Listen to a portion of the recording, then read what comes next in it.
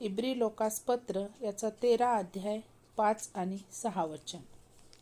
मी तुला सोडून जाणार नाही व तुला टाकणार नाही. 6.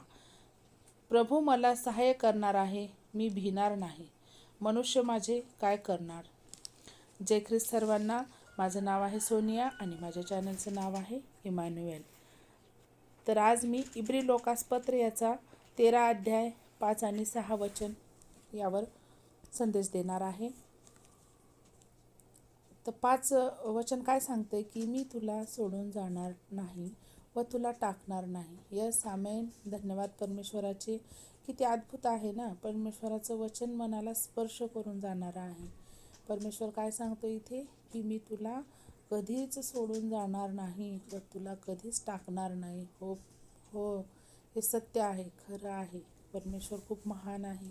तो आपल्याला कधीच सोडत नाही, आपल्याला कधीच त्यागत नाही. आपण कितीही चुका करू द्या, कितीही आपण परमेश्वरापासून दूर जाऊ द्या, पण परमेश्वर हा कधीच आपल्याला सोडत नाही. परमेश्वर कायम आपल्या जवळ असतो, कायम आपल्या सोबती असतो.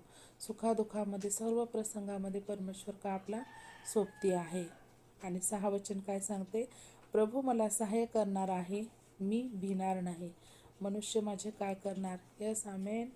परमेश्वर जेव्हा आपला सहाय्यक आहे प्रत्येक गोष्टीमध्ये, प्रत्येक ठिकाणी, प्रत्येक प्रसंगामध्ये, तर आपल्याला कोणाचीच भीती बाळगायची गरजच नाही आहे. कारण परमेश्वर सर्वश्रेष्ठ आहे, सर्वशक्तिमान आहे. आकाश पृथ्वीचा निर्माण करता परमेश्वर जेव्हा आपल्याला सोबती आहे, आपल्याला तो सहाय्य करायला तत्पर आहे, तर आपल्याला मनुष्याची भीती किंवा कसल्याही गोष्टींची भीती बाळगण्याची कसलीच आवश्यकता नाही आहे. कारण परमेश्वर महान आहे, त्याचं सामर्थ्य खूप आहे. परमेश्वराच्या आपण सावलीखाली आपण आहोत, त्याच्या पंखाखाली आपल्याला आश्रय आहे. हो माझ्या बहीण भावांनो, खूप अद्भुत अद्भुत अद्भुत वचन आहे हे. मनाला स्पर्श करणारं, धीर धरायला देणारं आपल्याला. कारण आपणच परमेश्वरापासून वेळाप्रसंगानुरूप दूर जातो, पण परमेश्वर आपल्याला कधीच सोडत नाही, कधीच त्यागत नाही. आणि आपल्याला कधीही तो काय प्रसंग अडचणीमध्ये सुद्धा येऊ देत नाही. जेव्हा आपण आली एखादी अडचण प्रसंग, तरी आपल्याला तिथे परमेश्वर हा आपला सहाय्यक म्हणून उभा राहतो आणि आपल्याला त्या अडचणीतून काढणाराही हा आपला परमेश्वर एकमेव आपला पिता आहे, आपला बाप आहे, आपला उद्धारकर्ता आहे.